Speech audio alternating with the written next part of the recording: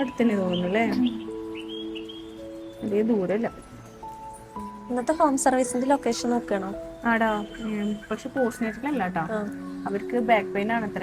പക്ഷെ ഉണ്ണിനെ ഫീഡ് ചെയ്യുമ്പോഴുള്ള പൊസിഷൻ ഇരുത്തം ശരിയാവാനായിട്ടൊക്കെ ആയിരിക്കും. നമുക്ക് ഏതായാലും പോയൊക്കെ. ഇവിടെ അടുത്താ കുഴൽമന്നം, വലിയ ദൂരമില്ല ലൊക്കേഷൻ കണ്ടിട്ടേ.